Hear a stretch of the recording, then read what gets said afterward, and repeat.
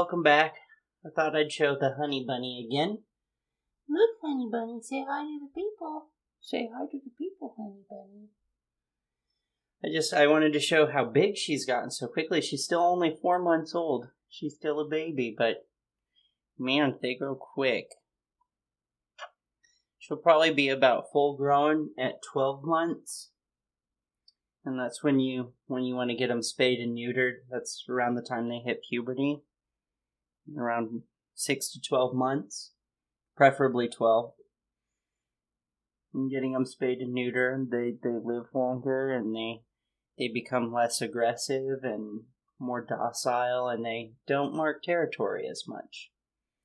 I just wanted to show her and show you how much she's grown. She's grown quite a bit. And she is a sweet little bunny. She's getting very, very anxious, though. She wants to run around and play and jump and be a bunny, so I'll be right back. I'm going to go and put her in her playpen. Alright, so now that she's running around playing and grazing on hay, I think it's time that we get naked. I'm sorry, that was a bad joke. I'm not a good comedian. I'm painfully analytical, logical, and not funny. I took some pain meds so I can make this video. Make things easier for me. I've quit smoking, gone back to vaping. I've been having a lot of conversations about how the multi-conglomerate corporate powerhouse has been a huge problem, and talked about how, from my view as a leftist growing up with my hippie dad and everything, how the perceived SJWs have always kind of been to us like sort of the fake left,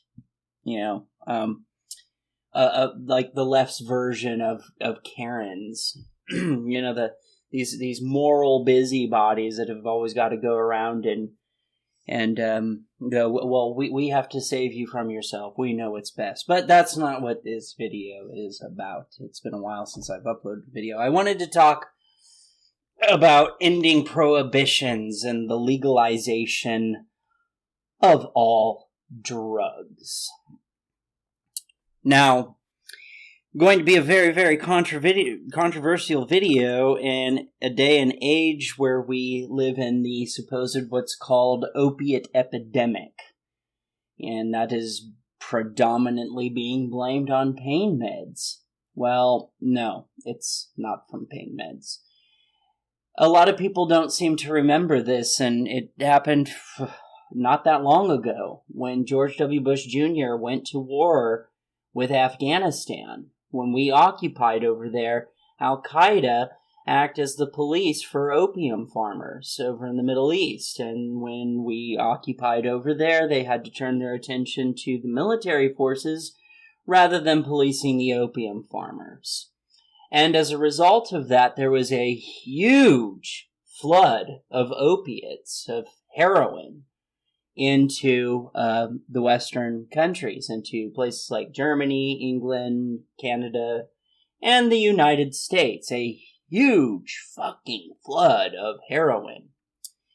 And then it sort of spiraled from there. It snowballed. It went to the drug cartels in Mexico, and the Chinese trade that have been doing the opium trade for so long, for centuries almost, I think.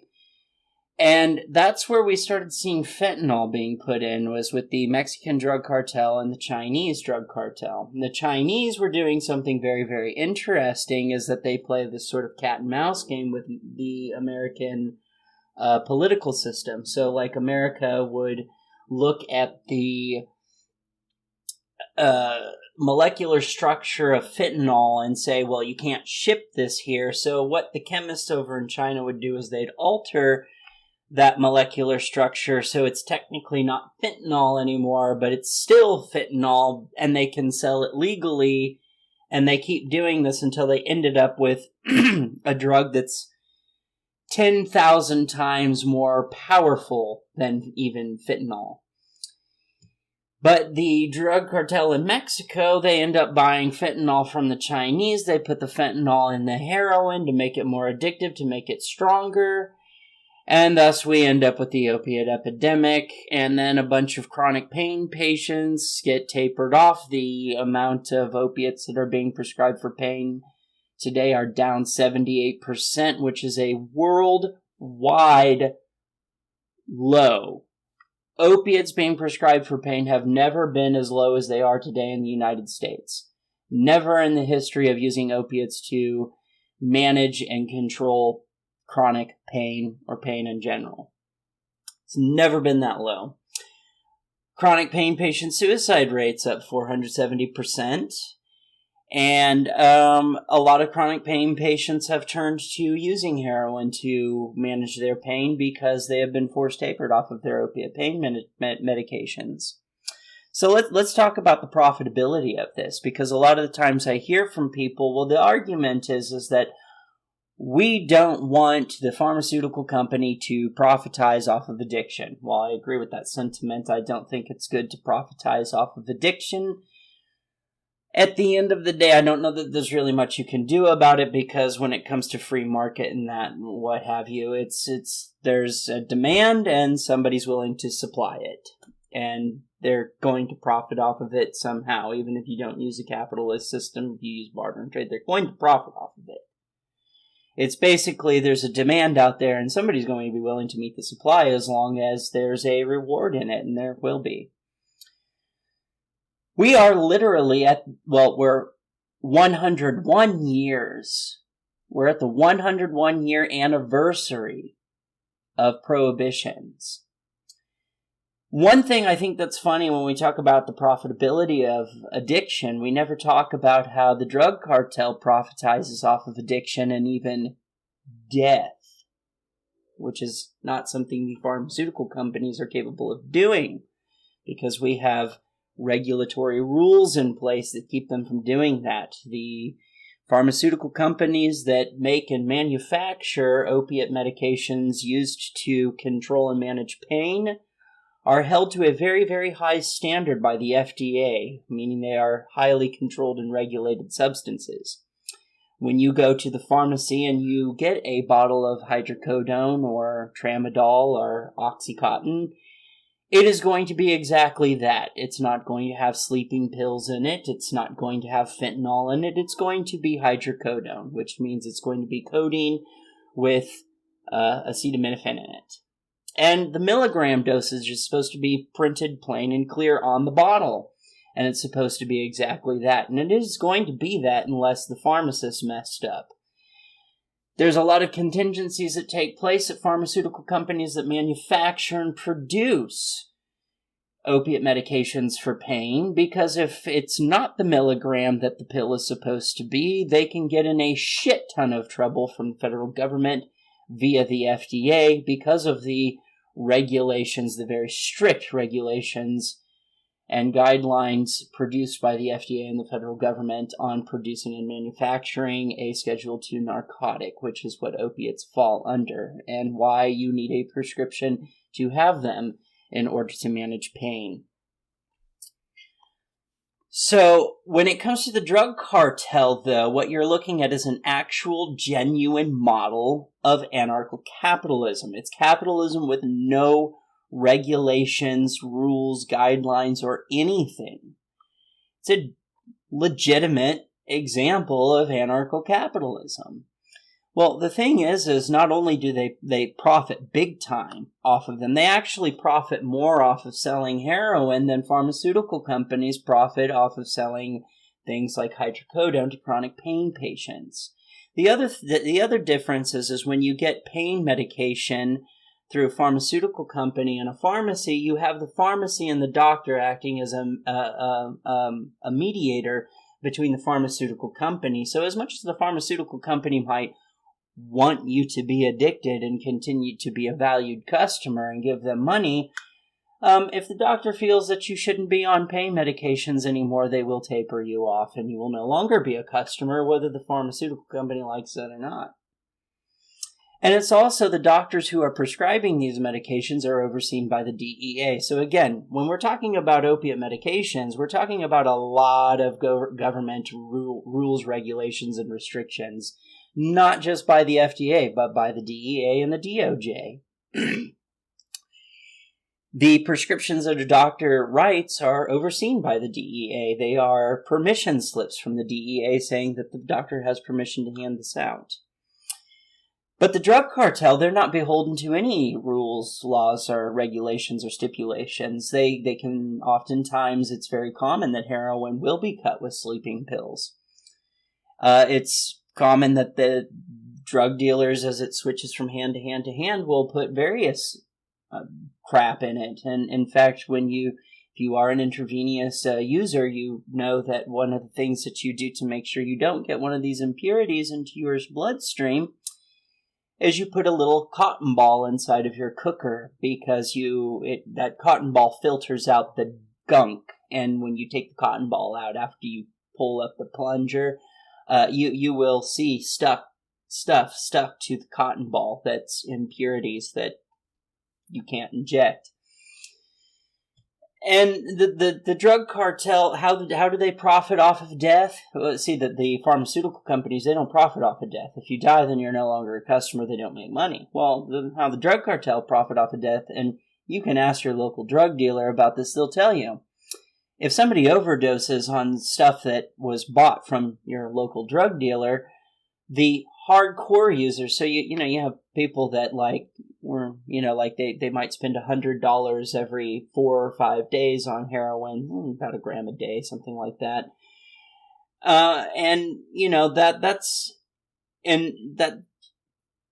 That's a decent amount, like if somebody who's never used heroin before shot that amount up, it would kill them. But there are people out there who go through like $100, $200 worth of heroin in one day. It would definitely kill someone if they've never done, especially if they've never done it. Even for that person who uses $100 every 4 or 5 days, $200 or $100 worth of heroin a day would kill them. But the thing is when you have somebody who's overdosed because they put fentanyl or something in it, the hardcore user that uses about $100 or $200 worth of heroin a day looks at that and goes, who did they get that from? Whoever they got that from, they've got the good shit. And the thing is when you're using $100 to $200 a day on heroin use, well, you've made it to a point where if you can get your hands on a pill of fentanyl that only costs $30, half of that pill crushed up and snorted is enough to keep you high all day. You see why they want that stronger shit? So the reason the drug cartel put the fentanyl in there is not only does it make it stronger, but it also makes it more addictive. This is why they've also gone to putting it in other substances, other things that they trade in, like cocaine, crack, and marijuana, because they want more people addicted. So when someone dies, you can ask your local drug dealer this. If let's say your local drug dealer does deal in heroin, you go up and you say, so if somebody buys heroin from you that's been laced with fentanyl and somebody overdoses on it, do you see a spike in sales and transactions? Their answer is going to be, unfortunately, because a lot of times they do feel this way, that it is unfortunate, but unfortunately, yes. Their sales does go up. And the drug cartel know this. So, overdoses are good for business for drug cartel, not for pharmaceutical companies. The other thing is that the idea behind what a lot of genuine leftists like myself have pushed of getting rid of prohibitions is that once it's been legalized, well, then we can control and regulate it. So then you can go and you can buy your heroin, and the milligram dose that it says on the package is going to be what's in it. It's not going to have sleeping pills. It's not going to have fentanyl. It is going to be, let's say, 10 milligrams. If it says 10 milligrams of heroin on the package, it's going to be 10 milligrams of heroin, and that's it. And if you think that the pharmaceutical company is really profitizing off of this stuff, let me explain something to you. Opiates are cheap. If you've ever been a heroin user, you know that. Opiates are cheap. $20 worth of heroin is enough to get high. In fact, if you've never used heroin before, $20 worth of heroin is enough to kill you. It's just a tiny little ball, tiny little gram, costs $20, but if you're not really used to it, that's enough to keep you high for a week. Oh, yeah, you didn't know that, did you? That's $20. Strong shit. Now, see, with pharmaceuticals, like when it comes to prescribing opiates for pain, they're not giving you heroin, they're giving you codeine. Your doctor is not going to prescribe you anything near as strong as heroin for chronic pain. They might give you something close to it if you're post-op, like right out of surgery. They might give you Dilaudid or morphine drip, something like that. That's close to heroin. Like, it's very rare that they prescribe fentanyl suckers and patches. That's usually reserved for end-of-life treatment, such as cancer. That's another thing with this opiate epidemic. They've stopped giving end-of-life treatment, or end-of-life patients, they've stopped giving them morphine drips. For somebody who has thanatophobia, which is the irrational, to me it's rational, it's a fear of death that results in a panic attack, a very severe panic attack. The thing is if they're on a morphine drip, they're not going to I put this out on Twitter. I said not allowing somebody at the end of life access to a morphine drip is like cutting the head off of a chicken and watching somebody scramble and struggle to cling to life, and it's very disturbing and it's very fucked up to witness. Putting them on a morphine drip makes it so that you really don't care that you're dying. The anxiety, depression, all that stuff kind of float away. You'll drift in and out of consciousness, fall asleep, and then not wake up, which is how most of us want to die. We want to go to sleep and not wake up. Well, opiates can deliver that. Not if we're not giving them to people. Now, what they do on death row patients, death row sentences, is what they do is they give you a paralytic. So it's not putting you to sleep, it's just paralyzing you, and then they give you an injection of, what is it? It starts with a K. I forget what chemical it is. It starts with a K, though. And that stops your heart.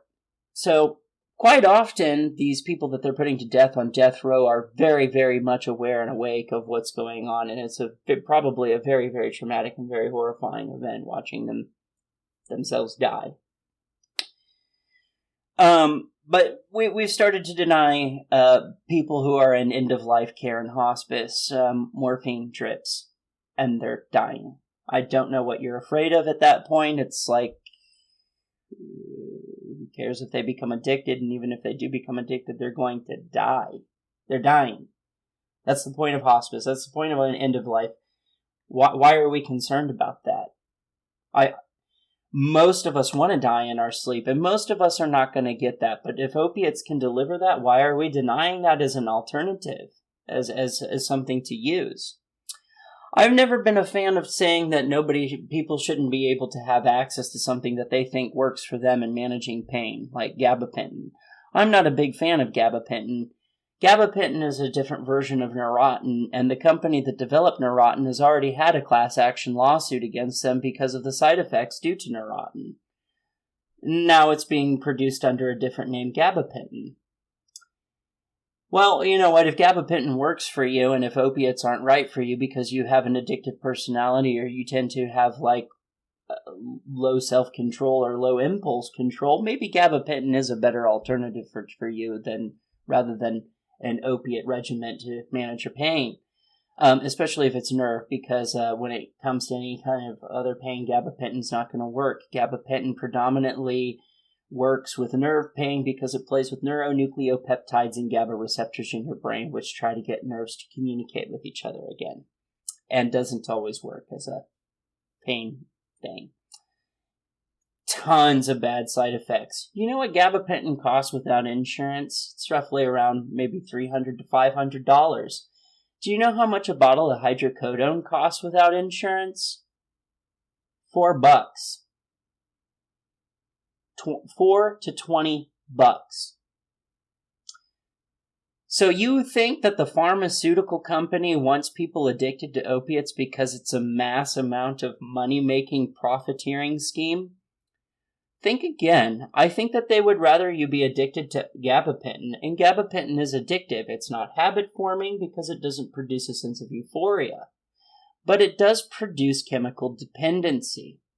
The pharmaceutical company would rather you be addicted or have a chemical dependency, rather, on gabapentin because it's more expensive, and thus they make more profit off of it.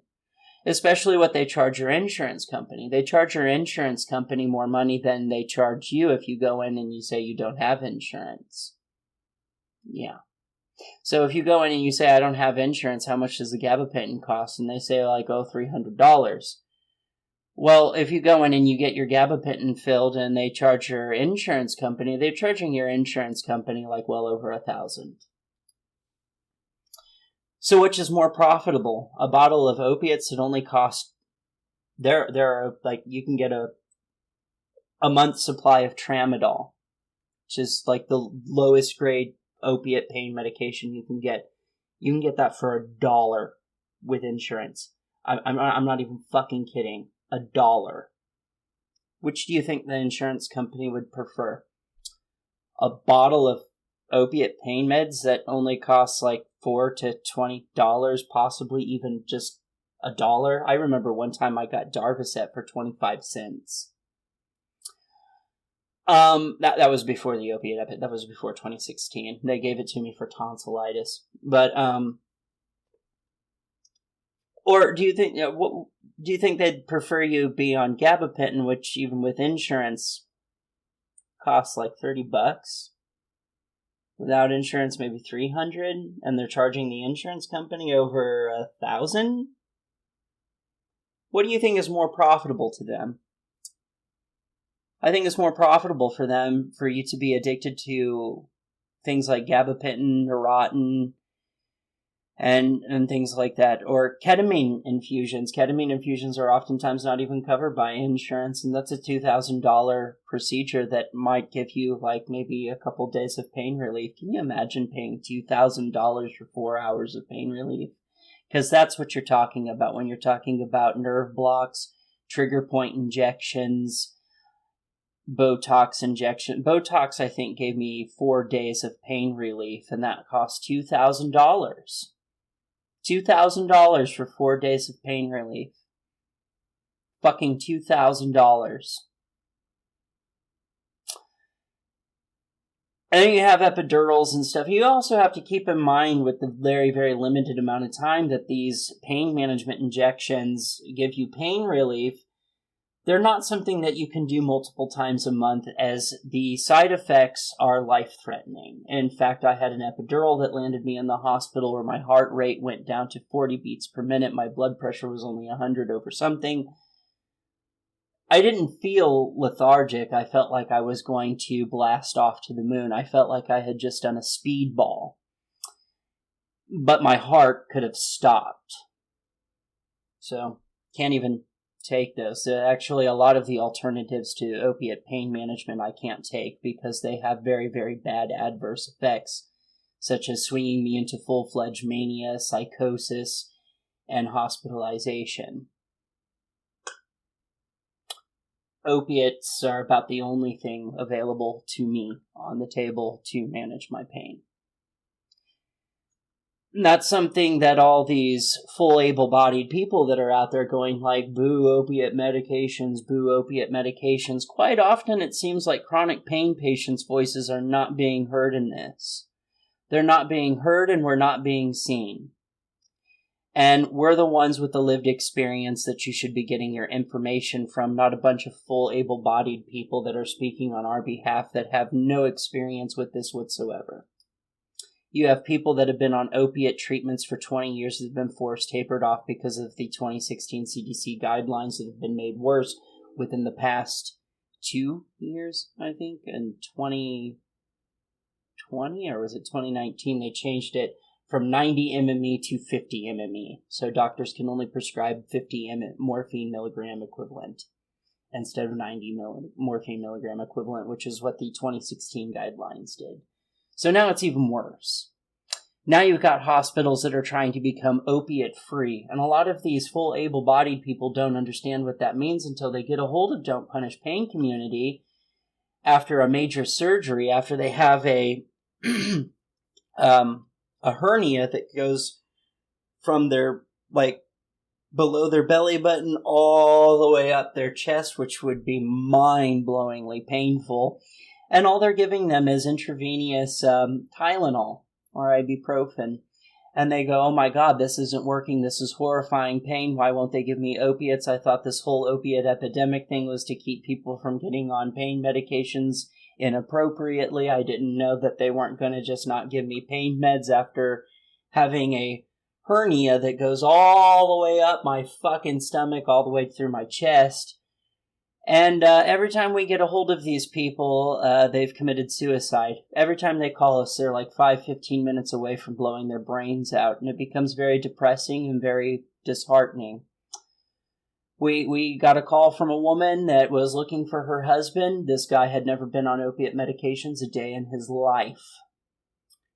He had to undergo 2 or 3 brain surgeries in 1 week, and he wandered out in the middle of the night in sort of a disillusionment due to pain. And the wife called us up. She was freaking out, frantic, panicking. Help me find him, help me. We need pain meds. He's in so much pain. He's wandered out into the middle of the night because he can't control the pain with the Tylenol, the ibuprofen and stuff that they gave him. Oh, we found out he jumped off of a bridge.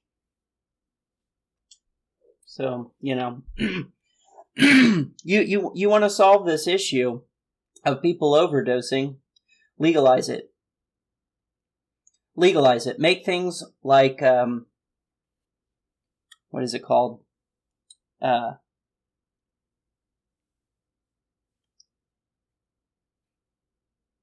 Naltrexone, Narcan. Make Narcan available over the counter. It's a harmless substance.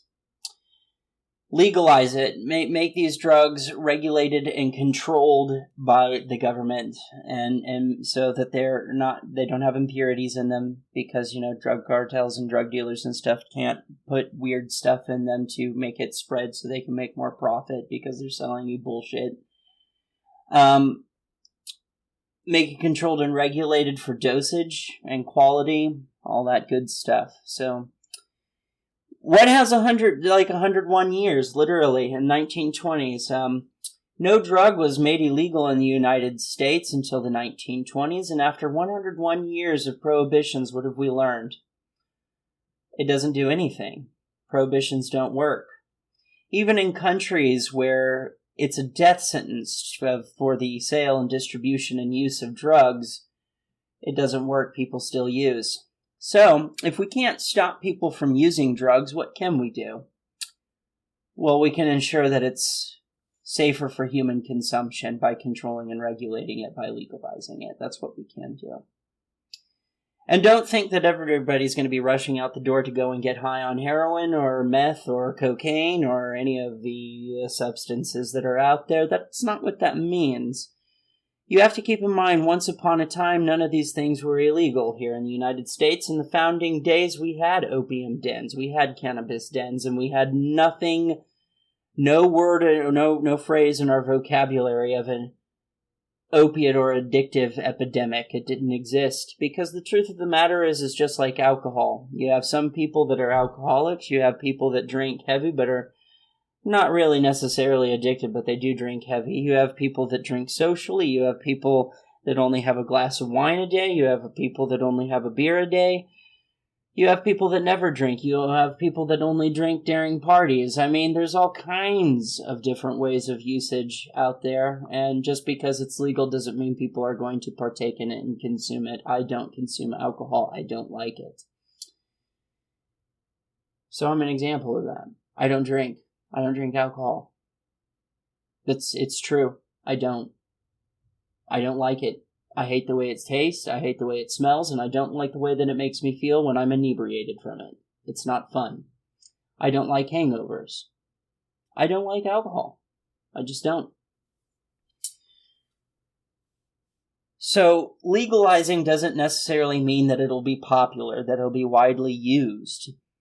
The other thing about legalizing is getting rid of the social stigma. The social stigmas around drug abuse and drug use and drug addiction sometimes, or a lot of the times, are actually more harmful than the addiction itself. Once you get busted and caught with these drugs, you get a black mark over your name, and it makes it hard to get a place to rent. It makes it hard to buy a house. It makes it hard to get a loan. It makes it hard to get a job. It makes it hard to go back to school because you're a felon. So a lot of people resort back to using drugs because they can't get their life back on track, because the system won't let them. Society won't let them. Society sits in forever judgment.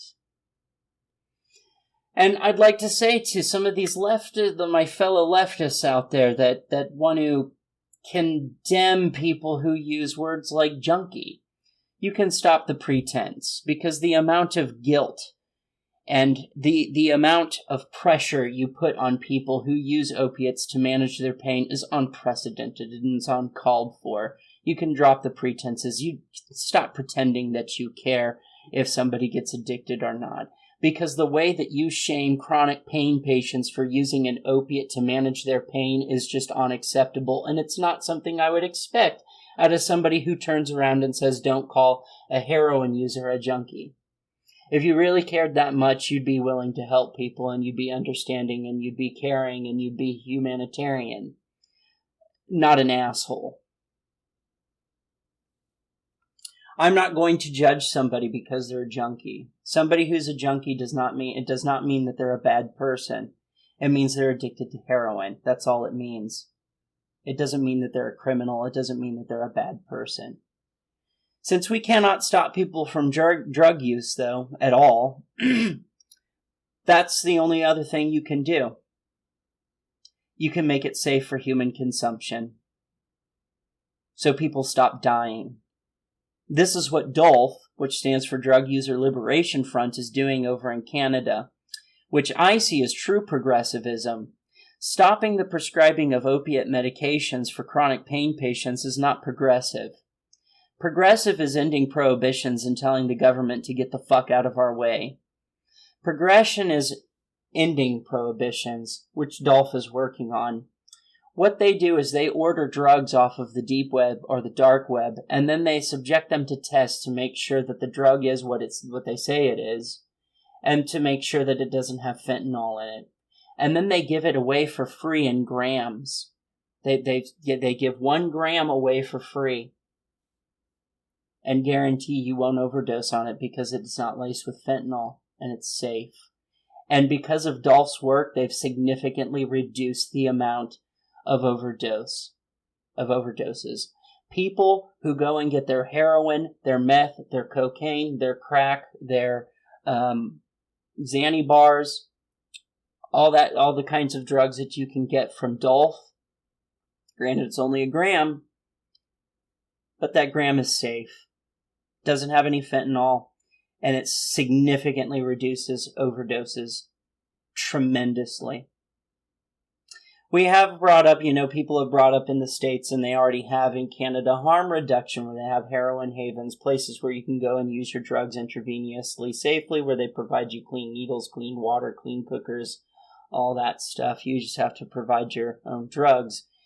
I think sometimes they even offer test strips. And I think that that's cool, but still denying chronic pain patients access to much-needed pain medications because you won't let doctors prescribe pain medications out of some weird thing where you don't want someone to profitize off your addiction, but it's okay when the drug cartels do it, even though they profit off of it in a more twisted and fucked up way than a pharmaceutical company, because the federal government has made it so the pharmaceutical company can't profitize off of addiction in a fucked up way. This is what's going on. It's not progressive. It's not progressive. It's not. The more progressive thing to do, if you have a problem with heroin, attack the drug cartels. That's what the Republicans should be doing, the conservatives. What the left should be doing is continuing on what the left has been trying to do for a long time in prohibitions. Stop putting people in jail because they're addicts. With social stigma and gone, it opens up the door for people who have addictions to get help. If they do overdose, they're more likely to go and seek out help from a hospital. Without the social stigma, maybe they'll feel more comfortably using in front of their family members who care and love about them and don't use, because it's much safer to use not by yourself. Use with somebody who loves and cares about you, because if you do overdose, they can be there to revive you.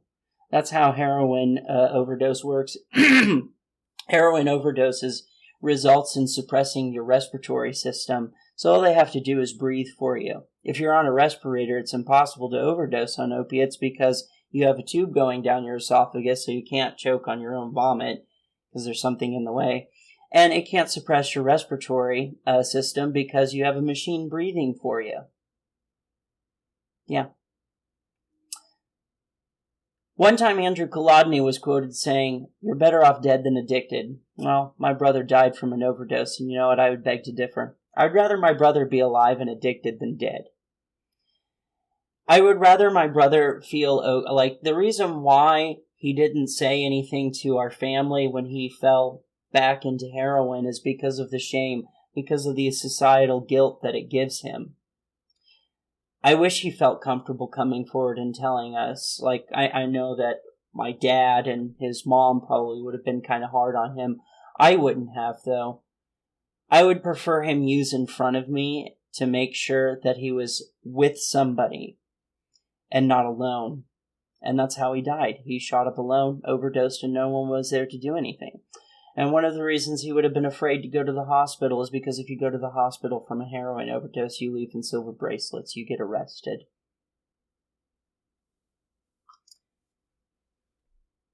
Legalization would stop that.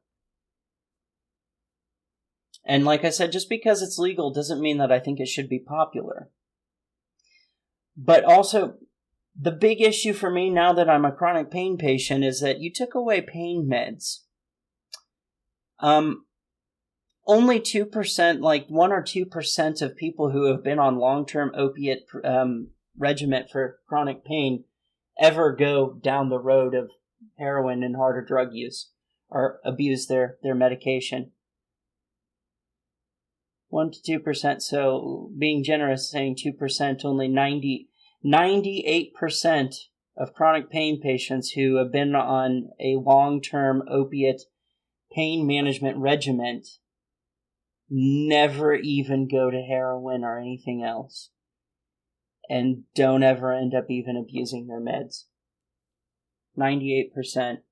98 fucking percent don't.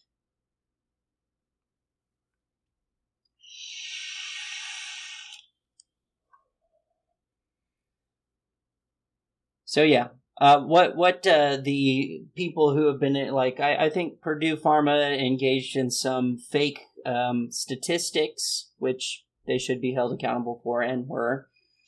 I'm not there to argue about what Purdue Pharma did when it came to Oxycontins, or was it Percocet, whatever their brand was. It didn't matter. Because they were saying it wasn't addictive when it was. And everyone knows that opiates are addictive. But when you're a chronic pain patient and you've got chronic pain that you're going to have for the rest of your life, addiction is not really something that's on the back of your mind or a concern, because you're going to be in pain for the rest of your life.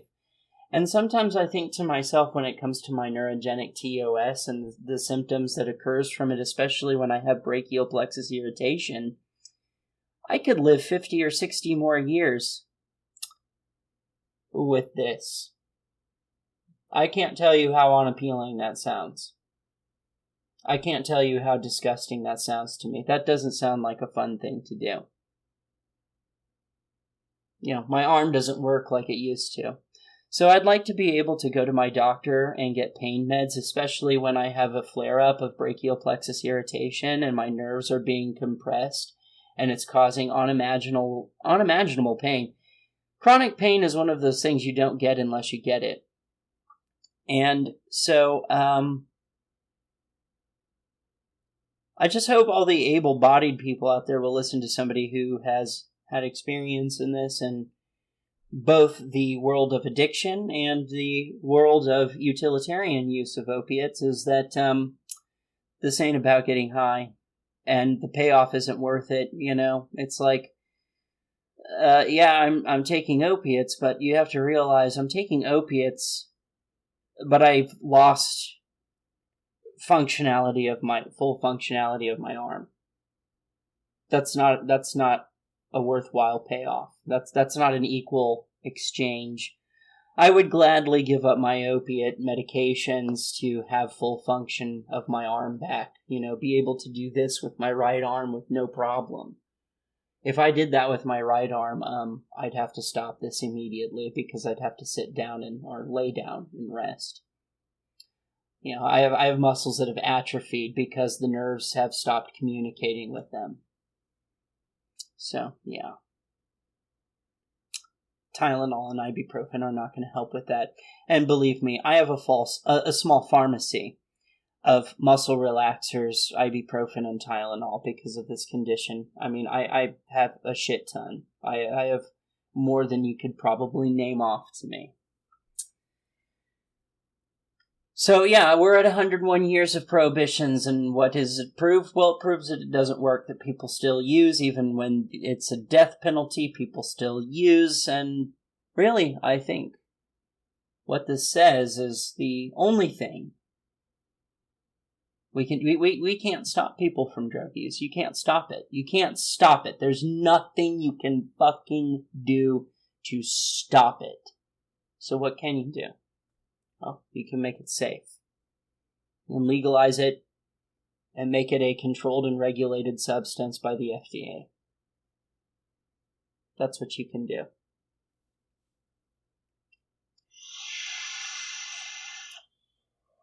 Remember,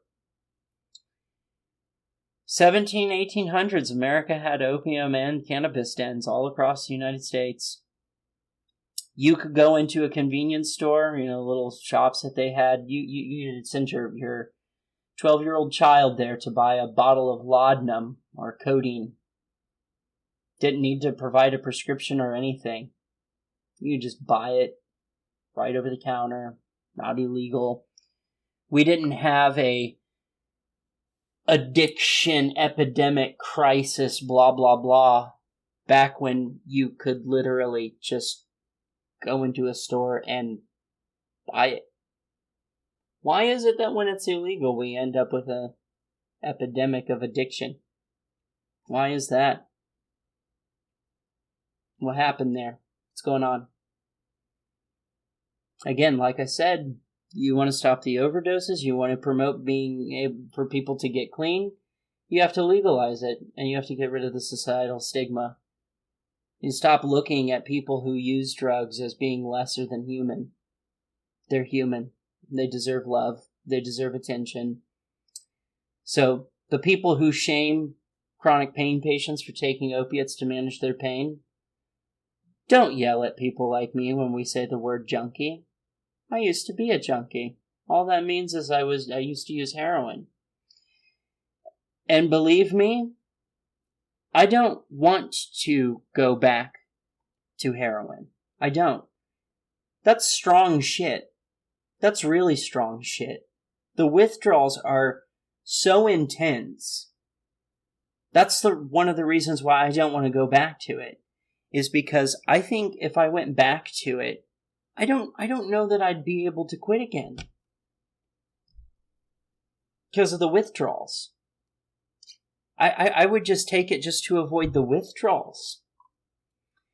The withdrawals of tramadol only last for 3 days, and it's sneezing and a runny nose.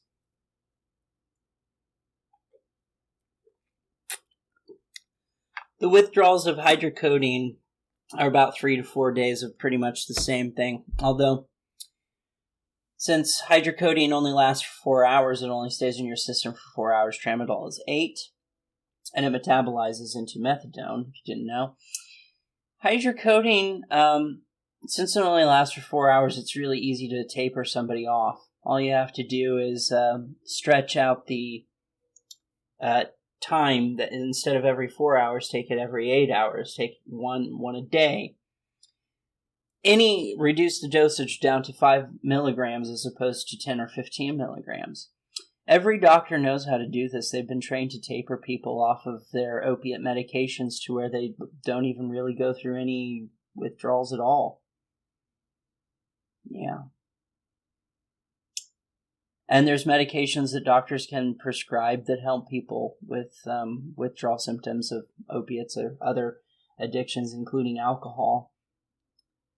But as long as we have this opiate epidemic and restricting doctors from prescribing opiates, well, guess what? The medications they prescribe to help people get off of heroin are considered an opiate. So doctors are only able to prescribe 200 a year, and they have to take special classes to prescribe things like, I think it's duloxetine. Could be wrong about that. And Cymbalta. Not Cymbalta, my bad. Suboxone. Right now you have heroin addicts on a waiting list to see these doctors.